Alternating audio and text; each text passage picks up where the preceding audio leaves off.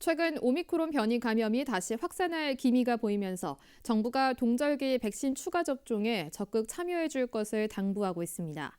김우석 포항시 의사회장을 만나 백신 추가 접종이 왜 필요한지 들어봤습니다. 코로나 백신 예방접종은 원래 백신은 크게 효과를 두 가지로 볼 수가 있습니다. 하나는 뭐냐면은 이제 걸리지 않는 것. 백신을 맞으면 이제 안 걸리겠다 하는 그런 인식과 그리고 또 하나는 중증화로 가는 것을 막는 것. 그리고 실제로 이 백신은 기존에 우리가 지난 2년간 했었을 때, 백신을 맞더라도 걸릴 수는 있다는 것 자체는 시민들이 어느 정도 알고 있는데 그건 일정 부분 또 충분한 타당성이 있습니다. 하지만 가장 중요한 것은 백신의 중증화로 가는 것을 막는다 하는 것이 상당히 중요합니다. 그래서 실제로 이러한 경우에서 3차 백신까지 맞았을 때는 중증화로 가는 것이 한 17배, 두 번째 2차까지 맞으시면 한 3배 정도로 그 차이가 상당히 많이 납니다. 그래서 실제적으로 이 중증화를 막는다는 것은 사실 우리가 얻는 충분한 효과를 얻는 것이거든요. 특히 나이 드신 분들에 있어서는 그런 의미에서 반드시 맞는 게 중요하다. 이렇게 말할 수 있겠습니다. 제일 중요한 것은 이것이 어떤 장점이 있는가를 갖다가 시민에게 홍보하는 것이 가장 중요합니다.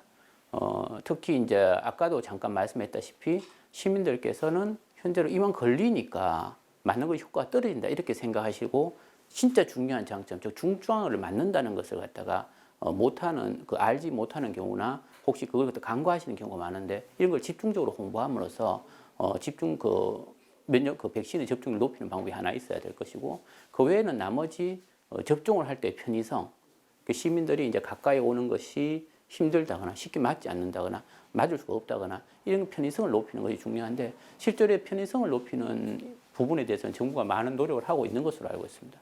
예를 들어서 감담회를 개최한다거나 보건소에서 1대1 면담을 한다거나 뭐 또 보건소에서 쉽게 접근할 수 있는 예약 상담처를 설치한다거나 하는 것을 실행하고 있기 때문에 근데 이것을 실제 현재 생활에서 접하다 보면 모르시는 분이 많더라고요. 그래 이런 부분까지도 홍보하는 이러한 역할이 앞으로 좀 중요하다. 이렇게 말할 수 있겠습니다. 사실은 이제 가장 중요한 것은 이제 노약자, 어르신 분들입니다.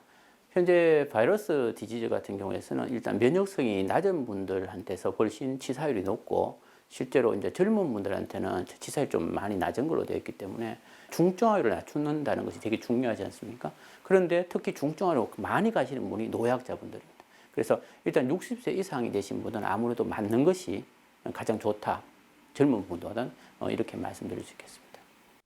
정부에서 많은 홍보 쪽에서 얘기를 합니다만 동시에 접종은 가능하다고 되어 있습니다. 물론 거기에 대한 기본적 자료라든가 추가 연구 자료는 뭐 충분히 확보되어 있는 건 아닙니다만 현재까지 나와 있는 자료에 의하면은 뭐 합병증이라든가 나머지 문제가 특별하게 없이 현재 추가 접종은 충분히 가능하고 그리고 하나를 맞고 난 다음에 특별한 뭐 다른 열이 안 난다거나 부작용이 없다면은 곧이어 바로 맞는 것도 가능하다.